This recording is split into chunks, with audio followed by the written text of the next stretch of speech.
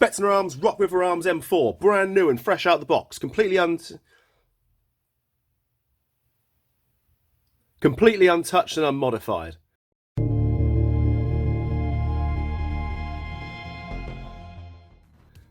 Apparently, it's clogging a little bit, fires a few shots and stops. Gonna have a little look at it. I reckon it's the hop rubber, personally. People don't quite realise that you don't need to change the hop unit in the barrels and these, they're pretty damn fucking good. But sometimes the rubbers are either a bit too fucking tough because they're meant to be firing at 400 feet per second, or perhaps they've just been sat in a shipping container on a ship somewhere and the rubber's a bit dry. So, we're gonna see if it clogs, change out the rubber, then a little tiny health check. We're going to get it up to about 340, 350 feet per second, get the best range possible out of it, and I want to do that without changing the barrel and without changing the hop unit, just to prove a point.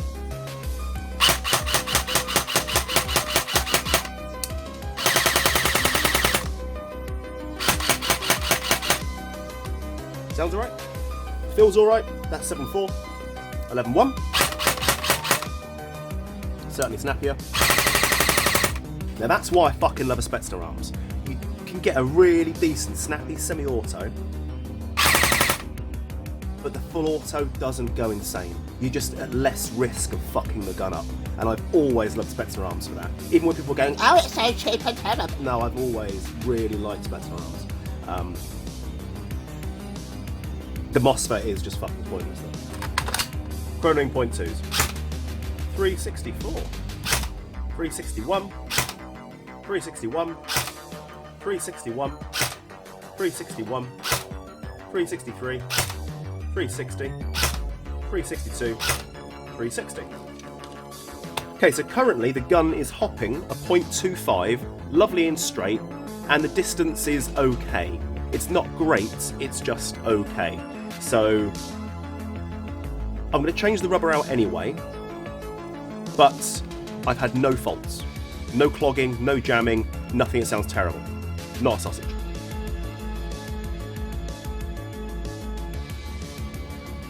So, with hop set for a 2.5 with this new rubber, look at that.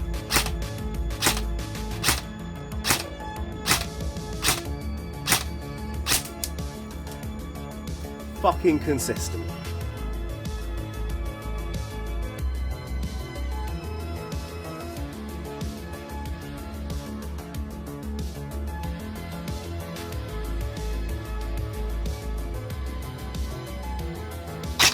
.327, 330, 332, 328, 331, 333, 331, 332, 330, 330, 331, 333, 332, 331, 333, 330, 335, 333, 335, 334, 333.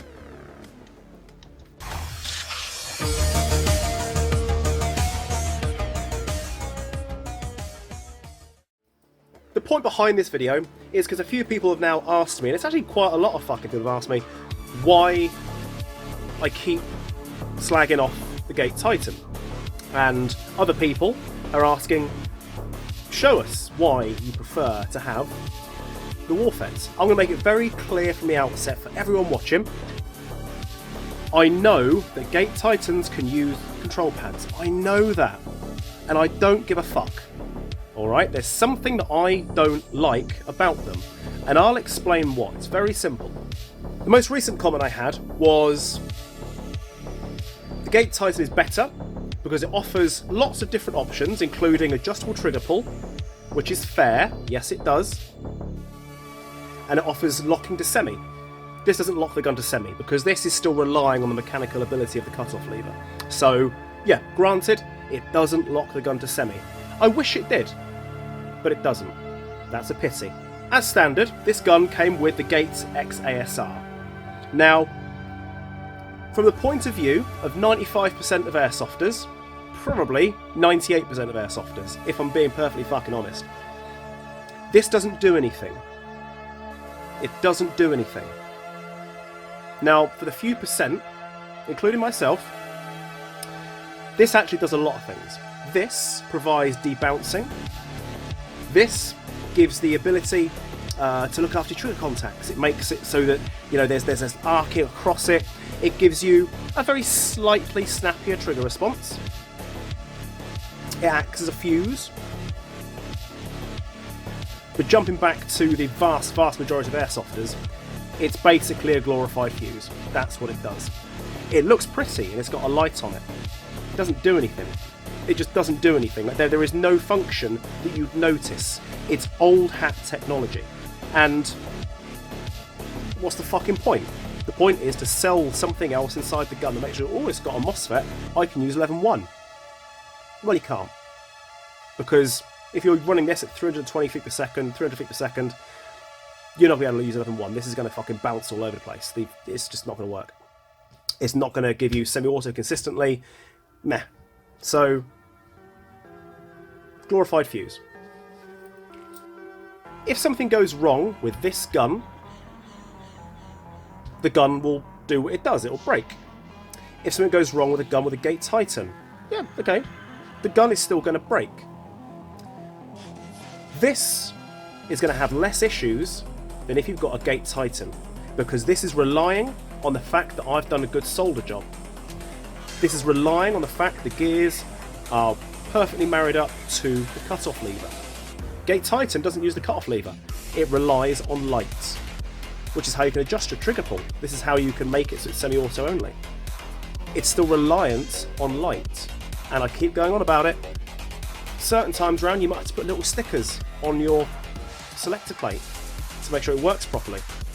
Now, you can program both of them just as easy with one of these, once they're all working. So I've wired this in for the customer, and there it is. It's done. It's just done. With the Gate Titan, if you look at it funny, if it gets wet, if too much light gets in, if you jolt the gun hard, if the stickers come off, if you oil it too much, all these things will make a Gate Titan act like an arsehole. This doesn't do that, because it's reliant on the job I've done, soldering it in properly. The Gate Titan is reliant on the fact you are screwing it in properly, setting it up, and we're going to set this one up, and then it's reliant on light and you not jostling the gun around.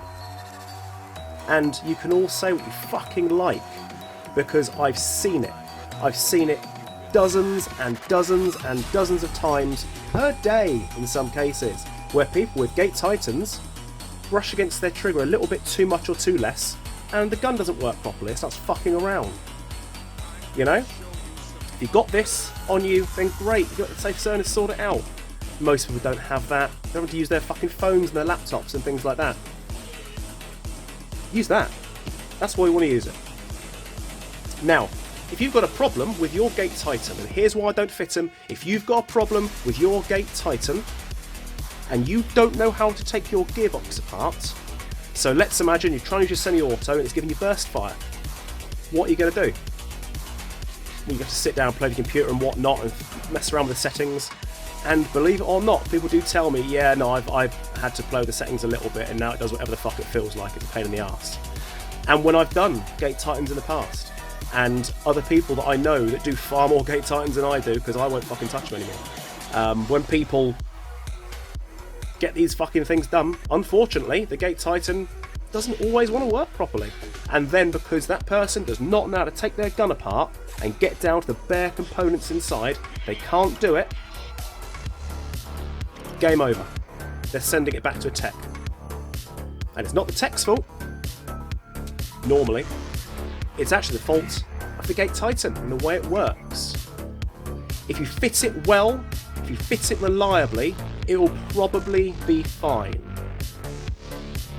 That's why, if you want a Gate Titan, learn to take your gun apart, fit it yourself, and that way you are winning. You're fucking strolling to the finish line. You win. You've got it. You've done the Gate Titan, you've bought it, you've fitted it, and it's working. You get any hiccups, you'll just sort it out. And you've learnt something. For that reason, Gate Titan, brilliant. If you want a MOSFET fitted for you, don't get a Gate Titan. If it goes wrong, it's going back to a tech. Now, what if this goes wrong? How can this unit go wrong? Well, first things first, it will require a mechanical breakdown inside the gearbox. And that'll happen with any airsoft gun end of. You get a mechanical breakdown, gun stops working. Gate Titan, if your MOSFET stops working on the inside and you can't take your gun apart and you don't have to fit it and fuck around with it, you're spending money sending it back to a tech. If this goes wrong,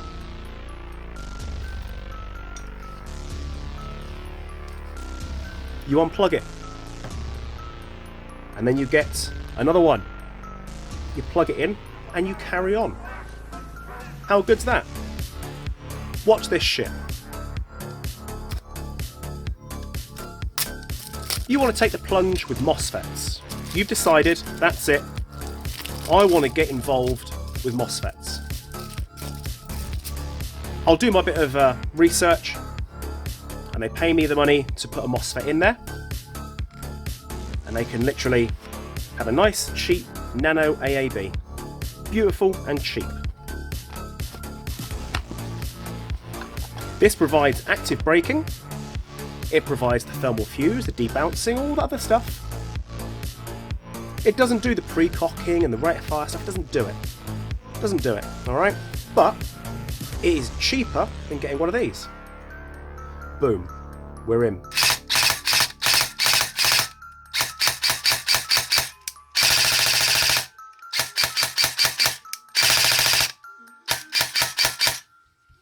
Lovely.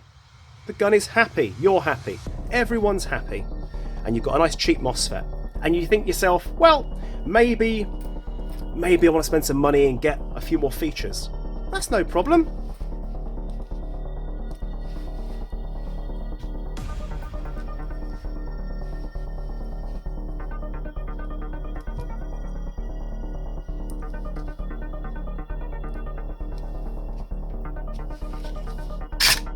And off we go.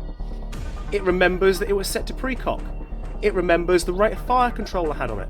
It remembers everything.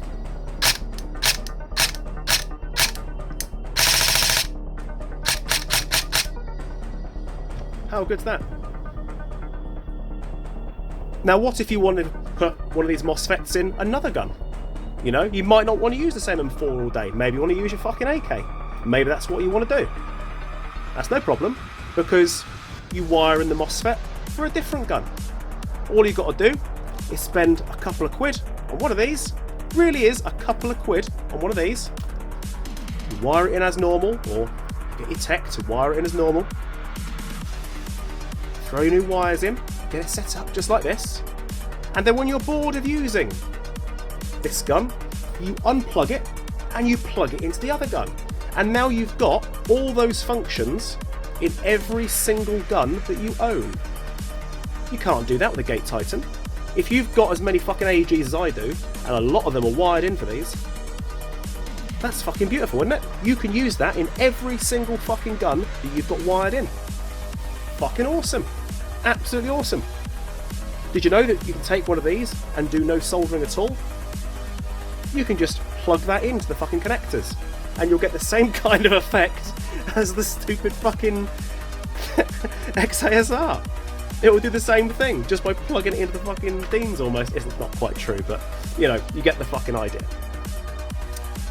All you've got to do is own one WARFET, wire all your guns, get a few of the cheap ones. You want to let your mate use the gun, no problem, put the cheap one in there. Don't give him the good shit, let him use the cheap one.